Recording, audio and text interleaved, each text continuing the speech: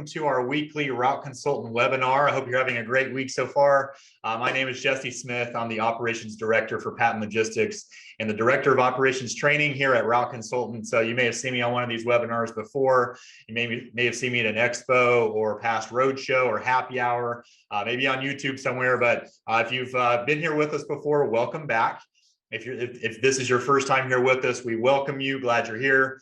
Decided to find us and join us for some education and some fun today. Yes, we do like to have fun on these, especially with our question of the day, which I'll get to here in a second. But before I do anything else, I'm going to read a quick disclaimer and then we will get going onto our content. I got some really great guests, yes, guests, plural, to bring on today. So let me read this disclaimer and then we'll get going. Route Consultant is not endorsed by, is not recommended by Federal Express Corporation, FedEx Ground, or Amazon. Route Consultant is not sponsored by, is not approved by, is not associated with, and has no connection whatsoever with Federal Express Corporation, FedEx Ground, or Amazon. So, as I mentioned, if you've been here before, this is not going to come as a shock, but we have a weekly tradition where you have to answer a question for us if you would like to ask a question in our Q&A segment, which will be at the end of our content today. So if you want to get in on that, you have to answer the question for us. Does pineapple go on pizza? And I think maybe we've asked this before many months ago, but this is, we had to go controversial today because we've had some softballs here lately with like cereal and TV shows. So we had to really go all in and get some controversy going on this one. So does pineapple go on pizza? When we get to our Q&A portion at the end, you're going to answer that question as you type in your question. You're going to answer that for us and then type in your question. Make sure when you do that you use the Q&A feature at the bottom and not the chat feature. We will miss it if it goes in the chat. We will actively monitor that Q&A part. So make sure it goes in the Q&A.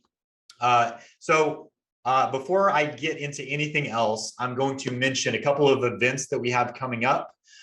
So first is our happy hour. That's in Philadelphia. So if you're up in the Northeast, June 1st. So tomorrow it's going to be Philly. We'll be there. So come network with us. Come see fellow contractors there. Come see us in Philadelphia tomorrow, June 1st. The expo. Actually, one more thing before we get to the expo. I'm super excited, so I want to get straight to it. But we have our new investor summit. That is June 12th and 13th. Here at our home office in Nashville. If you want to register for that, you can do so on our website. So if you're a new investor interested in this space, you can come join us here, learn everything you want to know and more about FedEx Ground and what it's like to own one of these businesses. So come see us here in Nashville for our new investor summit if that's what you're interested in. And then finally, our expo registration is open. And it's crunch time, you guys. We got less than 2 months to go before the expo. So if you're ready to get in on that, make sure to get your hotel room as soon as possible. The expo itself is free, but you are going to need to reserve the flight, all the travel arrangements, hotels, all that yourself, and cover that. So make sure to get a room at the Paris Hotel, which is where the event will be in Las Vegas, July 29th and 30th. Just announced last week. We have Kevin O'Leary. Yes, the same Kevin O'Leary from Shark Tank will be our keynote speaker at the expo this year. So come see Kevin. Very high energy person. Love to hear him on Shark Tank. And then here all kinds of sessions we've got one session dedicated specifically to the express integration into the ground network, which is now rolling out in more locations across the country. So if you're curious about what that process is going to look like, come see us in Vegas. We will have brand new exclusive insider content to share with you at the expo about express integration and a host of other things as well. So come see us in Vegas. Let me read some inventory off real quick. We've got 3 new listings on our website today. They're all P&D businesses, and they're all over in the Carolinas. First one, we've got 9 P&D routes listed at $799,000, 66% of revenue. This one's operating at a 16.6% EBITDA margin. Comes with 1 manager and 3 spare trucks, very profitable. Comes with 9 leased vehicles. So if you're into something with leasing options, you'll have that on this business. So you can take over those leases. The entire fleet is new. It's 2022 models across the board. The entire fleet, nothing is older than a year. So you're going to have all good trucks there at your disposal. The routes are dense, and they have a relay station, which can help with some efficiencies, fuel costs, things like that. The CSA is in a beautiful waterfront location, and it operates under a 6-day work week, which is something a lot of people are looking at these days. If you want that extra day off each week, this is potentially an opportunity for you. That's Eastern North Carolina. The next one is also in North Carolina, 13 P&D routes for $1.2 million. This one's at 65.8% of revenue, 17.3% EBITDA margin. This one comes with 2 managers and 1 spare truck. Highly profitable. Territory is a mix of residential and rural. Very high growth. And assumable truck debt is an option on this one, and also may be eligible for SBA financing if that's something you're looking into. Last one here, another one, but this one is in Northern South Carolina. I swear they're trying to throw me off today. Eastern North Carolina, Northern South Carolina. Anyway, everything we've got this week new is over in Carolina. So this final one, Northern South Carolina, it's 19 P&D routes listed at 1.5 million. 69% of revenue, 16.3% EBITDA margin. This one comes with 3 managers. This can easily be run remote. Comes with 3 spare trucks, an on-site mechanic, which you don't always see with this business, but a very good option there. It has been owned and operated by the same contractor for 3 years. The routes are very dense. They offer assumable truck debt, and it also may be SBA eligible. So anything in the Carolinas, if you're looking to get over that way, if you already live there, some great opportunities for you this week over in those states. Okay.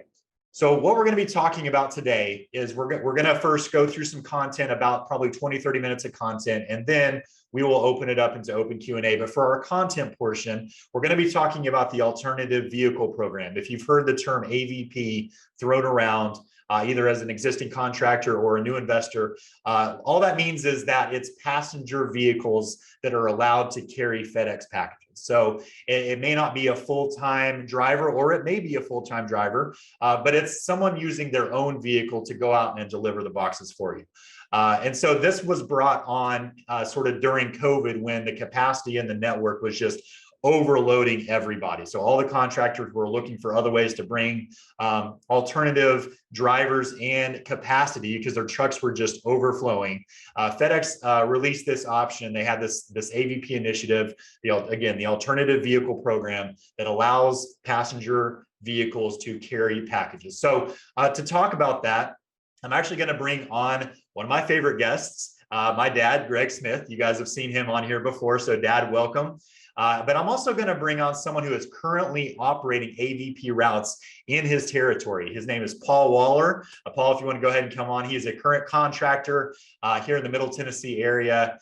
He's been very large. He's kind of shrunk his business down, but he has a ton of experience in this space. So Dad, I'm going to kick it over to you. And if you and Paul want to give us maybe like the 90-second thumbnail version of how you guys came to know each other, and kind of just intro him in. Absolutely. So, if you're on here very long with myself and Jesse to a lesser extent, but we just talk about the people part of this business, right, son? We're just blessed to meet really, really great people, and you're going to meet one of the best right here today. Paul and I, when I got started back 18 years ago in this space, I met him probably in the first couple of weeks. But Paul, I want you to just come on and tell us about how you got. I know you got started in Missouri, and then you moved, and then you've grown up to multiple operations, and just kind of take us through how that whole genesis, how you got started. Was it that bump on the head? Was it that bad pizza you had that night? Whatever it was that made you get started, but then kind of how you went through it, and then where you got to where you are today. And just give us some of that, okay? Well, sure. Thank you, Greg, and thanks to Route Consultants for inviting me to be a part of this program today. I hope the information I shared today is beneficial for everybody. Like Greg mentioned, I've been doing this for a while, 23 years. I started in Missouri, as he mentioned. Actually started as a package handler, and got an opportunity to take over for a contractor who had been terminated, and they were having a hard time filling a route. And the terminal manager saw something in me, and a week later I was driving. So that's kind of how I started. My family is from the Middle Tennessee area, and so we tried to get back here. An opportunity opened itself up in Lawrenceburg, so that's what we did in 2005. Back then, we were all just one person in a truck. After that, we grew to be independent contractors, and then now the ISP model. And I grew from one truck to 3 trucks pretty quick, to 5 trucks, and then expanded in Bowling Green, Kentucky. Added about another 20 routes there, and then a year later expanded into Huntsville, Alabama, added another dozen trucks there. So at one point I was running about 80 trucks a day, about 133 drivers on payroll. As he mentioned, kind of scaled back quite a bit. So now I'm back down to one location in Lawrenceburg, Tennessee, and running about 18 trucks and 25 drivers. Yeah. So tell us, Paul, just real quick. This is one thing that those of you that are in this space, there's so many new buildings being built. Paul, I'd be remiss if I didn't have you talk to us just real briefly. Jesse knows where I'm going with this here, but tell us about what the building was like when you first started as a ground contractor in the societal center of the universe, Lawrenceburg, Tennessee, and what that building was like when you walked in. What that building was, it was never meant to be a FedEx building. It was an LTL building. If you're familiar with those are, and this was a small one of those, it's basically where your LTL carriers would back up and offload pallets into kind of a concrete pad, and then move it over to another door, and out you go. So there was, I think, 4 doors in that building. All of us contractors shared it. Another odd thing about that is, we had to pay for our own preload at that time because we weren't a scale high enough building to have much staff, and so wild west days back then. But, so those of you that think you got it rough, and I know there's some difficult situations out there, not trying to minimize it, but I just, Jesse knows he used to drive by that, and then he got to enjoy the huge new luxury palace, really in comparison, right? That you all are in Lawrenceburg now. We have a great building now. Yeah. So let's jump right into this whole alternative vehicle program, Paul. Sure. I really appreciate you sharing your insight on this. So everybody get your questions lined up, because Paul has been, this isn't somebody that's doing it in theory. This is somebody that's been doing it in multiple locations for quite a while. So in the notes you sent me, Paul, one of the things you talked about was initially you had a resistance to the alternate vehicle program. So tell us about that. Talk a little bit about it. I resisted AVP because, I'd put so much time and effort in developing the FedEx brand. And I was, really set in, whenever we're out making a delivery, we got to be in a FedEx truck. We got to have the logo on the side. We got to be in the full uniform, all of those kinds of things. And here they come out with this program saying, oh, we're just going to kind of water it down. We're going to let you guys run out of cars, no uniform requirements, very little in terms of qualification or training required. And so I kind of felt like, well, I sure put a lot of time and effort into being, having clean trucks and everything looking right. And now we're just going to push that off to the side. So I did kind of resist it. I felt it was kind of like a low budget approach to handling the problem. But after I started doing it, I really started to see the benefits of it, and quickly changed my mind. Yeah. So like you were saying earlier, FedEx was forced to kind of offer this really for a few reasons. During COVID, that's when it opened up for us to utilize this program. And I felt like a lot of the reason that they did that was there just weren't enough rentals in the marketplace for us to add on. Penske, Budget, the rest of them were all booked out. And without some other stream of vehicles, we would not have been able to get through that peak season. Yeah, when Amazon came into the market, we saw that big time, didn't we? How it really affected the rental vehicles. And then actually we even saw it with Express overriding a lot of our reservations. Some of you that might be on this call experienced that in the past. I know they did it again last year as well.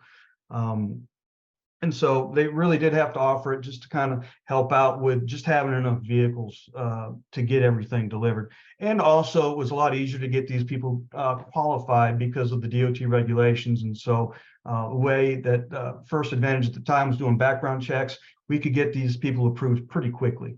And that was really important. So yeah, we're going to come back to that in just a second. Okay. So one of the things I think is important to talk about, because we have contractors that have all different types of delivery areas. And I know one of my concerns, Paul, about using that program was that, you know, in Tennessee, there are certain sections where I know where you delivered to that it's somewhat of a safety issue. I mean, I like a driver pulling up in a white FedEx truck. You know, it's a 22-foot, 26-foot billboard that very clearly marks, especially during Christmas time when it gets dark earlier. You know, sometimes, you know, we're presenting every side of the issue here, right? Okay, so we want everybody to go into this eyes wide open. And so that's a valid concern. And even when you use the alternate vehicle program, I think you would say you got to be smart. You talked about here about not just using it haphazardly or randomly, but kind of selecting. So before we talk about the qualifications, talk about what would be a one that you would say, yeah, if you have this in your operation in Asheville, North Carolina, this is where it might be a good candidate for an AVP program. Well, the AVP program by nature is focusing on your small packages because you're using small vehicles to deliver them. You're not going to be able to deliver, you know, carpet rolls. You're not going to be able to deliver chewy boxes or anything like that. So you're really targeting your tighter neighborhoods, focusing on residential deliveries that come with a lot less headaches than your business deliveries. And so as far as, you know, the vehicle that you're in, we use magnets on them. That does help. Having personnel in uniform, minimum of a shirt and a hat, helps a lot. And, you know, let's be honest, we do make a lot of the same deliveries week in and week out. So it doesn't take very long for the customer to recognize that, oh, my packages are now going to be coming in this vehicle versus the truck that I'm used to. So we haven't had a lot of problems with that. Every once in a while we do, but it hasn't been a huge nightmare for us. Sure. Okay, Jess, anything you're thinking of to jump in here on? No, I was just going to mention that, you know, it is like you said, Paul. It is a pretty big. It can be a shock to the system at first when that customer sees a Toyota Camry pull up with their envelope and they're not wearing a FedEx uniform necessarily, and they just walk up to the door like, "Oh, why do you have my box? Did you live down the street and you have my box by mistake and you're bringing it to me?" So yeah, I can imagine that'd be an issue initially, but like you said, a lot of our customers are repeat customers, and so they're going to get used to seeing these people in the neighborhoods. The neighbors are going to recognize the vehicle. Hey, there's the FedEx person in the neighborhood again today. So as you said, it's not like you're going. You're going to keep them in your dense neighborhood residential area. So, and that's the kind of area where the community is going to get used to this being the case. So I think that's a really good, important thing to be aware of there from the customer service end of it. Yeah. So one of the reasons we're bringing this to you all right now as a webinar topic, it's just is because with the express integration piece coming. So a little teaser here for our expo content that we're preparing is AVP are going to be a part of most people's operation when they start doing express integration. It's just from what Paul said. If you know anything about the express volume that's coming, that everybody's going to get, okay, it's going to be primarily smaller packages, a lot of envelopes, a lot of smaller boxes, those types of things. And so it really aids itself. You know, it's really a good match, if you will, for the AVP program. So I think this is something that all of you really need to take a hard look at. I know full transparency, you know, as a part of Pat Logistics, we never entered into running that ourselves. We looked at it several different times, but never did. But now if we were to do it, start again today, we would definitely be taking a look at that. So Paul, talk about, you just kind of hit on it briefly. Tell us exactly, what does it take? You talked to somebody, they're interested in coming and work for you in the AVP program. Tell me what are the requirements they have to have? What does it take to get them qualified to drive for you in the AVP program? Okay. I have found that it's actually pretty easy to fill these positions when I advertise for them. I use Indeed almost exclusively for recruiting, and I've had good experience with it. I've got an ad that I've already, you know, I just copy and paste every time I need to roll it out there. Basically, you know, I put the word out that I'm looking for people to deliver small packages out of their personal vehicles, and you know, the ad will sit out there for about a day, and I usually have 15 to 20 responses. Wow. And then I'll go through those picking out the ones that I like the best based on, a variety of factors. As far as qualifying them goes, you still have to put them through First Advantage like you would any other driver. There's just a lot less things to go through with them.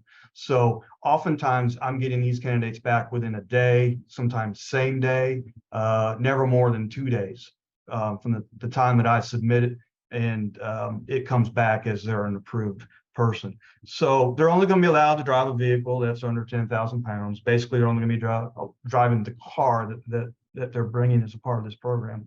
They have to have a driver's license for 1 year. Of course, they have to be 21 because all of our delivery people need to be 21. Okay. They will have a motor vehicle check. Their MVR will be run, so they got to be a safe driver. Okay. There's no drug test. There's no DOT physical. No driving experience as far as commercial verified driving experience. So they won't have to be calling anyone and doing that thing where they call 3 times and don't get a hold of somebody. That whole thing is skipped. This is important. They do not have to take the safety driving courses that we now have for our higher level drivers. That's important. There's a big cost savings in training. Absolutely, it is. The observation hours, we don't have those. But we still train, so we'll cover that in a minute. There's no road test required, and there's no driver file made, so it's not anything that you would keep up with through your First Advantage account after they get started. So are they issued an employee number and a badge? Oh, absolutely. They'll have an employee number and a badge. They can get in and out of the terminal just like a regular driver can. So in that respect, they are a regular driver, but they're just a lot easier to get qualified. As far as their vehicle, Paul, is there anything like for appearance standards? I know what they have to show. Well, they have to be a minimum of 15 years or newer. Okay. And the cars, so even though the cars have to be at least, they have to be recent models, no older than 15 years old. Yeah. Right. And so even though there's some cars out there older than that look pretty good, that we're just not allowed to use those at this time. Generally speaking, most people that come to me have a car that's usually between 5 and 8 years old. Some of them have some pretty nice safety equipment on them already, such as backing cameras and things like that are built into them. Some of them don't. Okay. So, but what insurance do they have to cover? Do they have to have, Paul? I'm sorry, the insurance? What insurance? Okay, so they're a little bit different from one of our vehicles that we would have on our Schedule B. We don't have to have insurance as the contractor on that particular vehicle. The owner of the vehicle has all the insurance costs. Now, they do have to reach out to their broker or their insurance agent and let them know that they're using this vehicle for a commercial purpose. Okay. Gotcha. It's an additional cost. It's not crazy. It's the same thing if they're running for Uber Eats or if they're doing pizza delivery, any of the pizza delivery and the ride sharing programs so it's just like that. So, but that covers them in their commercial activity. Okay. Now, of course, we're liable in terms of Schedule L if something were to happen. Okay. If they were to be at an at-fault accident, if they're to do property damage, that still counts against us like it would if it was in one of our regular trucks. So keep that in mind. Okay. So you said you can get the driver file part of this approved in as little as 2 days sometimes or less. How long does it take when they give you the information and the paperwork to get their vehicle approved? Okay. Good that you asked that. All of that is going to change on June 15th. Okay. Of course it is. Usually all it would take is you take pictures of all 4 corners and you'll still have to do this. So I might as well go through the process. You take a picture of all 4 corners of the vehicle. That's for 2 reasons. One, they want to make sure that it's not got a bumper hanging off of it. Looks really bad, something like that. But also it kind of timestamps what that vehicle looked like when we put it into service. Sure. Okay. Protects you, from saying, oh, this happened while I was working for you. But no, it didn't, because we've got good photos of the vehicle. Okay. So you take the pictures of the 4 corners, you take a picture of the VIN plate, and then you take a picture of the data plate, which is in the door jamb, and then you take a picture of their insurance card and a picture of their insurance paper. Their registration. Gotcha. Okay.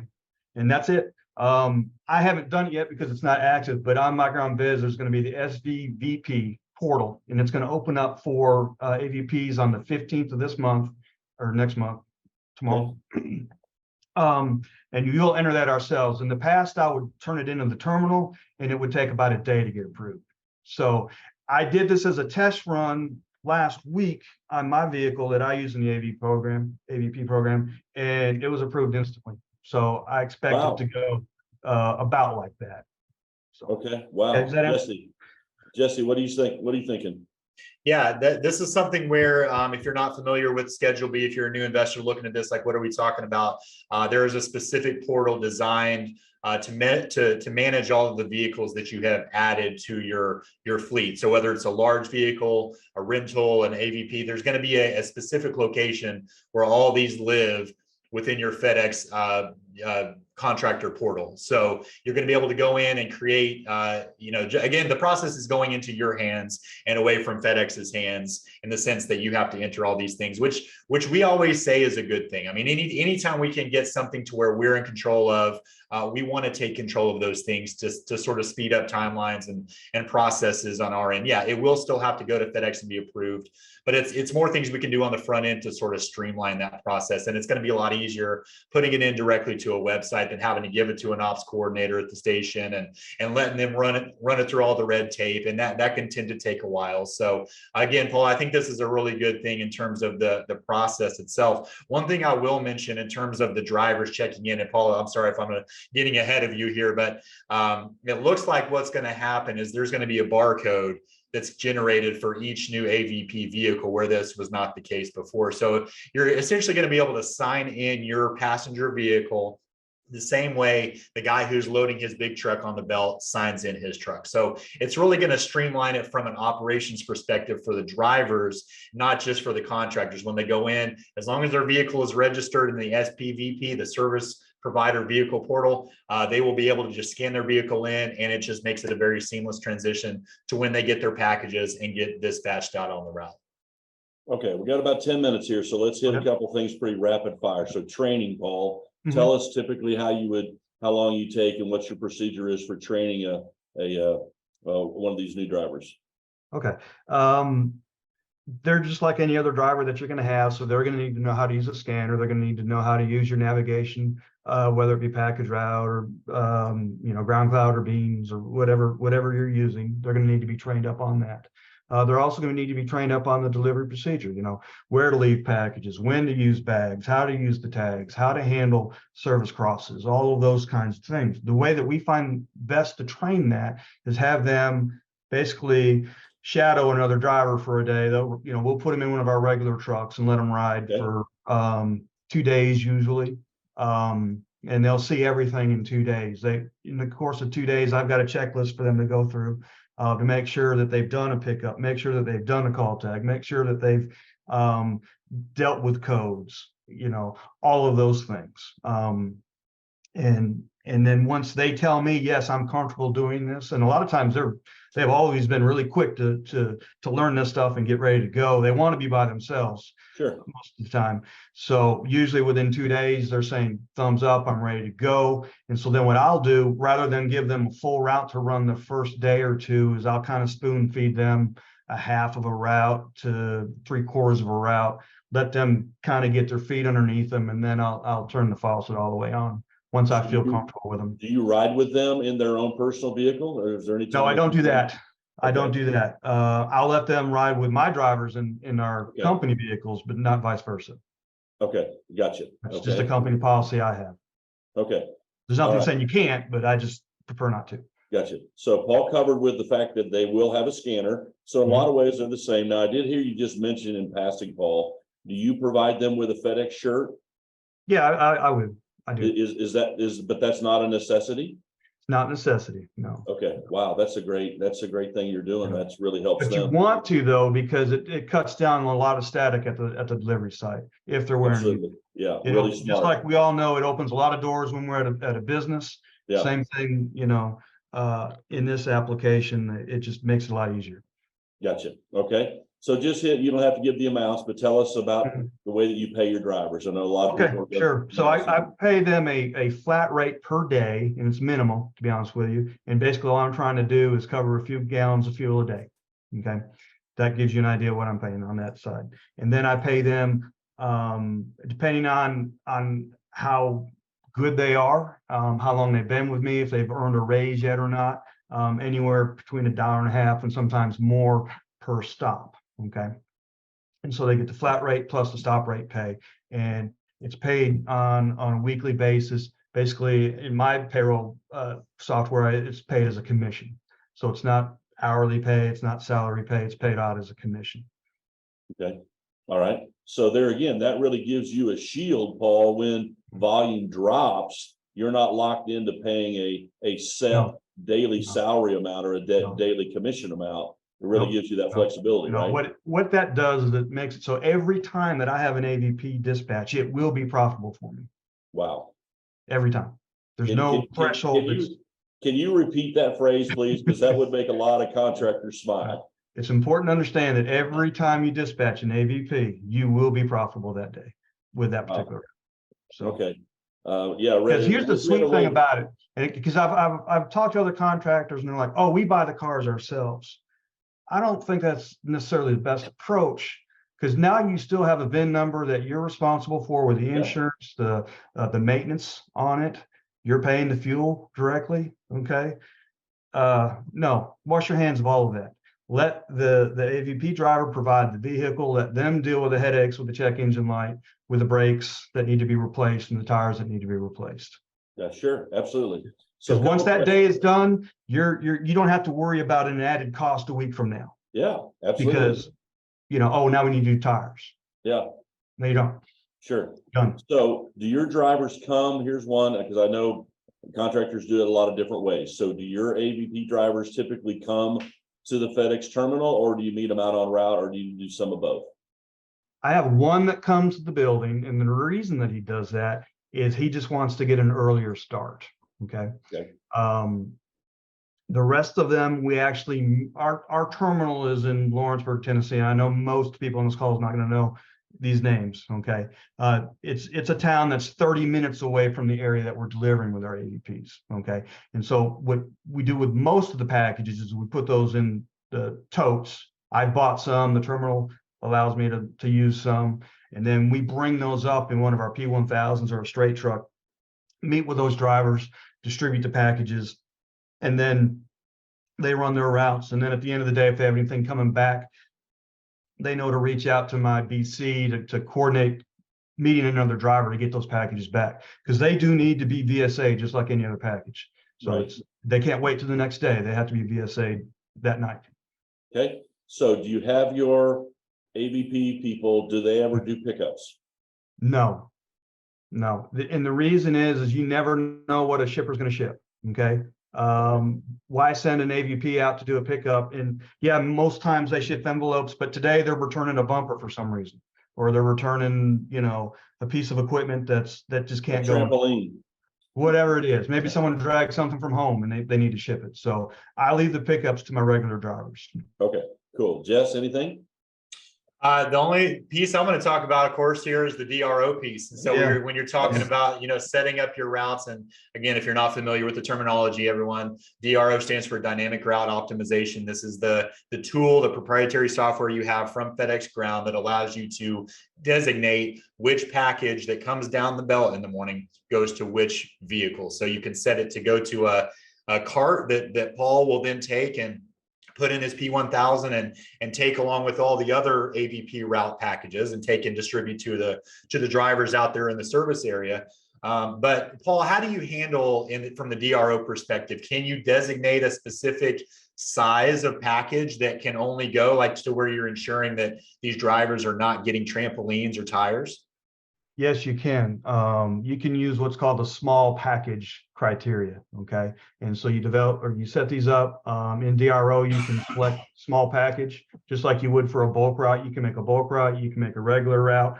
You can make oversized package route. Well, in this case, we do small packages. And what I do is I take the set criteria that FedEx has for length, width, height, number of packages, and I tweak it down a little bit. Okay, that prevents anything too large coming through.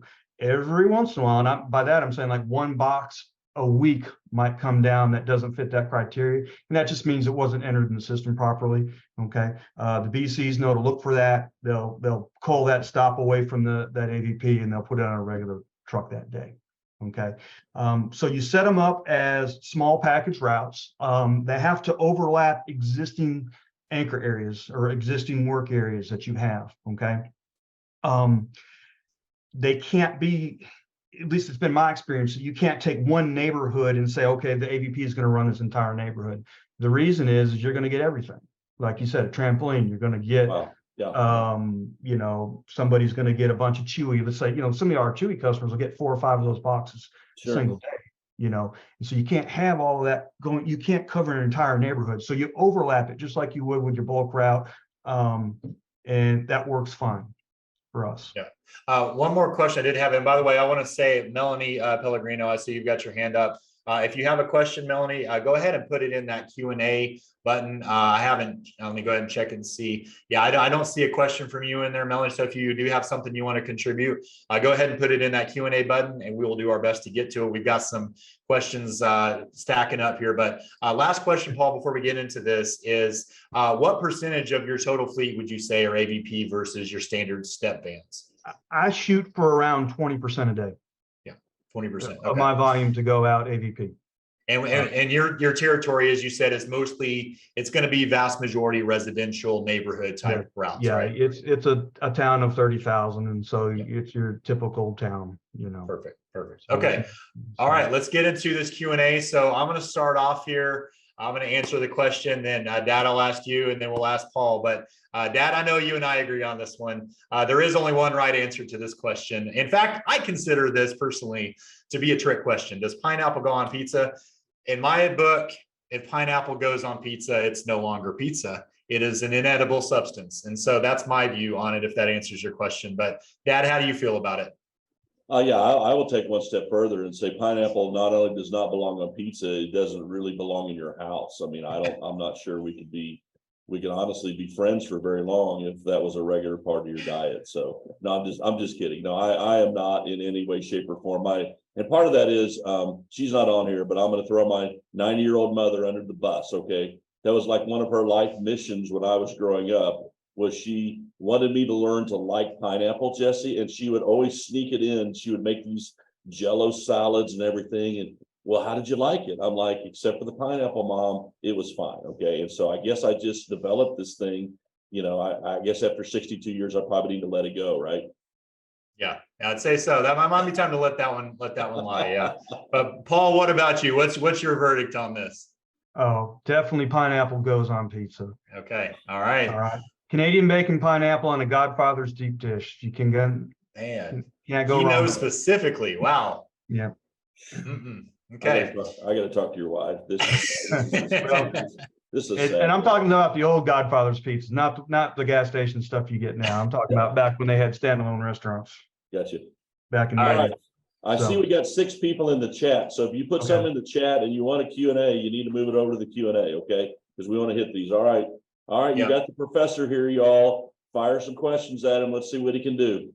Yeah, so first one here, Paul, is from Lee Turley. Lee is solidly in your camp, Paul. He is pineapple and jalapeno. I don't know if you want jalapeno on yours or not, but he wants both on his. That'll work. So yeah, so his question is, all right, what's a good daily stop average for your AVP guys? Okay, I shoot for 70. Like everybody else, we struggle with DRO being exact, you know, day in and day out. So if I set these up for 70, that's enough money for the AVP to feel like it's worthwhile doing. And it doesn't get to be too many packages that they can't fit them all in their vehicle. So. Okay, got it. Mark Stein asks, first he says, no pineapple on pizza. All right, Mark, let's chalk another one up. Stein, I love you. Good call, Mark. Yep. What happens when a driver calls in sick or quits? How do the packages get delivered? Okay, just like any other part of your operation, you have to have a built-in contingency plan. Okay, so in my particular case, if an AVP route has to be shut down because a driver can't make it, which has actually only happened, I think, one time this year. Wow. we either take those boxes and we just spread them out with the remaining AVPs and the remaining trucks that are there. If that's not going to work, then BC, guess what you're doing today? Yep. So I'm encouraged to hear you say, Paul, and I would be curious if there's anybody else out there on this that we know of that's running AVPs. Sounds like a lot less rate of people that are calling in or whatever on your AVPs. You had really good success, sounds like. I have found that the candidate that's in that class really wants to work. Okay. They're working towards something. They're either trying to pay off a certain bill, or they're motivated to be a go-getter. They're giggers, you know what I'm saying? They're really trying to get after it. And so Cool. they've been a very good resource for me. Awesome. At first I worried about it because I thought I was going to get, like, FedEx was originally saying, oh, find your stay-at-home moms and find, your people that are doing other delivery, whether it be food or doing other kind of ride sharing services, and they can do some deliveries in the middle. No, I want people that are fully dedicated to doing this. And since I've started running it that way, I'm having a lot less headaches. Yeah, and Paul, on top of that, I just want to kind of play off that one real quick. No one asked this, but what's an average tenure for an AVP? I mean, how long are these guys typically staying with you? Good question. Does it vary just like regular drivers? 2 years, 3 years, but I'm a little different. I've got drivers that have worked for me for 12 years. Yeah. Okay. Okay. Most of my drivers I have right now have been with me for over 3 years, 4 years. Yeah. So I guess what I'm getting at is it's not, you're not talking someone who's just looking for, a month or two worth of extra income. You're wanting to get people, you're probably vetting them to see, hey, you're going to be doing this longer than 6 months. Well, right? Actually, and the two of them that I have running now, I originally had hired them just for peak season, and they were doing so well and they wanted to keep doing it because they enjoyed it so much that we just kept going with it after peak season. Yeah. So similar to that too, let me throw this in, Jess, and we'll get back to you really quick, Paul. So how many of these drivers that have come in, have you had any AVP drivers that have come in that you've moved up and graduated into a regular driver for you? Tell us how that's worked. That's been 3, and I got 1 in the works right now. Wow. Okay. Yeah. So it's a great tool to find drivers, test them, make sure they're reliable. But because we do have such a big cost now with the extra training that we have to do, I'm lucky I haven't had this problem yet, but some contractors have told me that they'll have someone go through the whole training process, work one day and quit. Yeah. You've got a whole week or 2 weeks worth into them, when I'm graduating drivers from either AVP, which is called an L05, it's important that you know that. They're just like taking an L10 to an L20. There's the whole steps that you go through. But when I'm doing that, I already know that they're going to be dependable and they're going to stay. Wow. Awesome. Yeah, the L there, by the way, for you all, is that stands for less than. So, and then the number is the number in thousands of pounds of the vehicle that driver is eligible to drive. So an L10 is anyone who can drive a vehicle less than 10,000 pounds gross vehicle weight. L5 would be, it may not be exactly 5. I don't know, Paul, but it's an even lower class than L10. Yeah. And that's important for how we do training and also payroll. Right. Yeah, and I will mention this just as a sort of a contingency planning piece here. Paul, I love the point that you made about, this is a good way to see if they're a good fit for the job itself, because let's be honest, if you get a guy all trained up, ready to go, first day out on his own in a big step van with 130 stops, all the big packages on there, and then he doesn't show up and you have to collapse that route down, which is, typically your last resort, but sometimes that does happen where you got to take all the boxes off, move them onto existing routes. That's sort of like your nightmare scenario. But if you got a driver who's only taking out a bunch of envelopes and little boxes, that's a 10, 15 minute max, and just distributed them back to the areas that the drivers are already going, right? So it's a great way to see if a driver is going to be reliable. And if they are, then you've got them in for a while. So yeah, I love that. All right, Andy Rod, welcome back, Andy. You're in pretty much every one of our webinars. I always love your input. His answer to the question of the day, all caps here. I love this. No fruit or vegetables on pizza. So pepperoni and or sausage. That I think we'd be able to go out to dinner with Andy and get along great. Paul, Andy asks, are AVP opportunities for rural routes / dense routes or both? Also, do you ever run deliveries out to rural areas in a truck and meet the AVPs and let the AVP drivers go from there? Typically, I keep the AVPs out of the rural areas. Reason being is like we were talking about earlier, you're going to have too much overlap between the large packages and the smaller packages. It's going to be very hard to service an entire area like that. Okay, and so and when you consider the amount of time, so now they're out there, but they're also going to be driving past other stops that are in that area because they can't fit in their vehicle. Okay, so typically I do keep them out of the rural side of the map. For those of you that remember the old paper maps, I keep them on the city side, and that's how it works better. Well, they can't make as much money. Obviously, they're not going to make as much money. No, they're going to burn more fuel. Stops an hour versus 10. Yeah, they're going to burn more fuel. They're going to tear up their cars on crappy dirt driveways, and they're not going to be happy. So, gotcha. Yeah. Now, right, I will use them in this way. Let's say you have a driver who's struggling out there, okay, and they can kind of pull a section, and that's all going to be the right size boxes. And if it's something where 15 to 20 stops is going to help somebody, then in that case, you've got somebody who's already on the road, who's willing to go meet them. You don't have to send someone back to the terminal to get a truck to go out there to meet them or anything like that. They're already kind of on site, if you will. So I do use them in that respect. But okay, we got 9 questions, 13 minutes. Let's roll through them. Okay. Rapid All fire. right, so we got one from James Flynn. He's in the no pineapple camp. James, good job. Appreciate you.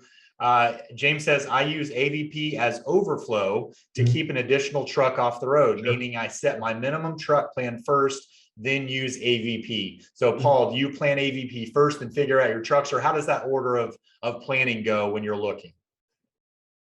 Well, we've been doing enough now to where we kind of have a set plan for each day of the week. But yes, we look at building our main routes first, if you will, and then we use AVPs on top of it to, we set our anchor areas. If we have particular routes that are real heavy stop count or something like that, we will kind of shade more on those areas. But yes, absolutely. The priority is the regular routes, and these AVP routes are more or less support routes. Okay. Yeah. To make that really clear, these aren't to be considered your primary routes. These are definitely support routes. And what you're trying to do with these is you don't want to pull so many stops off of your regular routes, they lose profitability. Okay. But what I feel like I'm trying to do with AVP is keep another truck off of the road. Okay. So, or having to put a helper into a truck. Okay. Because really you're paying a helper full day salary. And really there's a lot of windshield time there. And most of my drivers come back after the end of the day and say, I'd really rather been by myself anyway. Yeah, that's a great way to look at it, Paul. I mean, there's a contractor that I work with that has an extremely dense residential area, but it's very small here in Middle Tennessee. And a lot of times what he runs into is, do I put 5 trucks on the road or 6? And when you're at that scale, then it's like the cost of adding that 6th truck is pretty significant because of the total revenue of the business, right? So I can see where you're going with this, where, you do have more scale being a slightly larger operation. But if you're in that marginal space where, man, do I send another P1000 out or do I not? You can pad that with your AVP routes and just basically get the pure profit from that margin that you would have lost sending a P1000 out. I agree. Totally. Yeah. Awesome. Okay, next one. We got some of you did not answer the pineapple question, so I'm gonna have to be judicious here. Jeff McDaniel says yes to the pineapple for using totes to transport packages from the terminal to a designated place. How are packages transferred, in parentheses he says time needed, to the AVP vehicle in a way that is efficient to be delivered? Example, packages delivered in the right order. Yeah, perfect. So the way we do it is just like we do with our load plan for our vehicles. We use 8 totes per AVP route. They are set up just like a regular route. Okay. And so the terminal in this particular terminal case, they take all those packages, put those onto one of those rolling carts.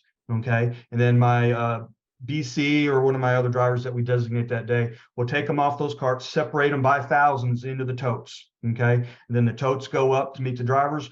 they can quickly pull a tote off and, this is the 8,000 section, this is the 7,000 section, and so on. And so that's how we handle that. Awesome. That's perfect. Yeah. Real briefly, again, just to kind of, Paul, I know exactly what you're talking about, but just for people who are not sure what the thousands mean in the shelf assignment. So this is the way that FedEx has software that sets up how a step van is to be loaded. So essentially what you're looking at is the way they've designed it. They're ideally the stops that are closest to the door that you go into to pull the package off the truck, whether that's the bulkhead door that faces the cab, or if you got to walk around to the back of the vehicle and open up a lift gate. Typically your 1000s, so 1001, 1002, or sometimes it goes up by greater increments than that. But your first section of stops will be your 1000 section. Second section will be 2000, et cetera. That's the way it's designed to run. And you can set it up to where it runs that way or doesn't run that way. It's really up to you, but that's what we're talking about. So you can set it up, what Paul's saying, you can set it up in the order for the person who loads it on their vehicle to where literally the next package they're pulling off goes to the next stop that they're driving to. You can set it up in a very logical sequential order, which is exactly what you want. Because again, efficiency, density, that's the name of the game here. Okay, we've got one. Okay, just a basic overview again, real quick, Paul, if you had to sum up AVP in like 3 sentences. Charles Hastings says, sorry, I joined late. He's a no pineapple fan. What is AVP? If you had to just sum it up. I sum it up. Well, I'll put it like this. The main advantages that I see in it is there's no maintenance costs if you don't own the vehicles. So that's key. It's very flexible for planning. You make money every time one rolls, and that's something that we talked about earlier. And it's a great resource that you can meet up with drivers who are behind if you need to do that. Typically, we don't have to do that. But overview, basically, it's you're using personal vehicles to make deliveries with, and you want to focus on small packages. So think shoebox or smaller. Okay. And the person driving that covers the expenses on that vehicle instead of the contractor. Yeah. So it's very good for the contractor. Just so everybody knows, this webinar will be up on our website on Route Consultant. And I'm a little bit prejudiced here, but I'm telling you, this is killer content right here. I've done a lot of these webinars, and this is outstanding. Paul's probably going to hit me up for a paycheck when this is over, but this is really what you won't get, by the way. But this is really good. If he was no pineapple, he'd have a chance, but he didn't. So, sorry, but no. Go back and watch this, you all, and share it with your contractor friends. Okay. All right, Jess, we probably got room for what? Yeah, we got room for a couple more here. So Steve Thomas, he's a yes fan for pineapple. So another count for you, Paul. Under 10K pounds, you have to pay hourly. So this is one thing I wanted to get into if we didn't have enough questions. So let's get into the difference between how you have to pay L10 drivers. And so his question specifically is, how do you get around the audit because you pay by the piece or by the stop? So do you just basically average it out, make sure it equals a certain hourly rate, or how are you doing your books here? Hold on a second. Well, because it's not in that group, you don't actually have to pay them hourly. It's how, when I did my last audit, they were completely fine with me paying the AVPs on a per piece, not paying them hourly. Gotcha. Wow, that's very interesting. I think a lot of people don't know that. So, I mean, again, that part might vary by state. So I would check with a local, state tax law person. But again, that's really huge because, again, Paul, a lot of times we know from a federal requirement, if it's not a 10,000 pound vehicle, you have to pay these drivers differently. So the fact that you're able to pay them by the piece is really, really, really crucial there. Okay, Jared Gray says, yes, pineapple on pizza. For that matter, anything goes on pizza, says Jared. A couple of questions. Number one, is there any advantage to purchasing your own AVP vehicles? Why don't you hit that for a second? Yeah, I don't think that there is, for the reasons that we talked about earlier in the webinar. Is if you purchase them, then now you are paying for all the maintenance on them. You're paying for the insurance on them. So why not defer that to somebody else when you can? So in this particular case, I do that. That's why FedEx did to us, right? Absolutely. Absolutely. So yeah. All right. Uli Suster, welcome back, Uli. If you have 2 vehicles, oh, by the way, he is yes to pineapple as well. If you have 2 vehicles covering the same territory, how do you know it's profitable? You want to kind of cover that again real quick, Paul? Sure, sure. It's profitable because what you're trying to do with your AVP program is make it so you're not putting on another full truck. Okay, like we were talking about, we all have a different number in mind. Sometimes it costs what, up to $300 or a little bit more in some cases just to put a P800 on the road or P700 on the road. Okay, that's when you're talking about your fuel, your maintenance, your insurance costs, the driver pay, all that together, as well as these vehicles don't have to have lytics on them. There's no requirement for that. No And beater, so, huh? no Yeah, better no, camera. no better. And so there's some cost savings there. And so that's so yeah, as far as your overlapping goes, you're really allowing your bigger trucks to focus in more on your businesses and taking care of the pickups and focus on that. And then these AVPs can go kind of into the neighborhoods and focus more on your residential deliveries. So, Paul, I think every contractor might have a slightly different answer to this question, but I'm curious what you would do. So when you're looking at your metrics in DRO at night, when you run the plan and you look at your report, what are the metrics you, Paul Waller, are looking at to say, I'm right here on the bubble of running another P800, P1000, and I'm going to do AVP. What is it? Are you looking at the cubic footage? I'm that's looking at estimated? cubic foot. Yeah, I'm looking at cube. Stop count and cube is what I'm looking at. Yeah. So in case you guys are not aware, you get an estimate in DRO each night of your cubic footage capacity that is estimated to fill up your truck. So you can set a default of what you think the truck can hold. And then the FedEx will tell you, here's how full your truck is based on the stops you have assigned to this truck. It'll tell you how many total stops you have, both pickups and deliveries. An estimate of the miles if you run the route the way that they think it should be run, and the same with an hours estimate. They think it should take 7.2 hours to run the route, right? So you get all these metrics, and that's one of the beautiful things about DRO that we didn't have before. And I know DRO's got its critics, but we didn't have this before.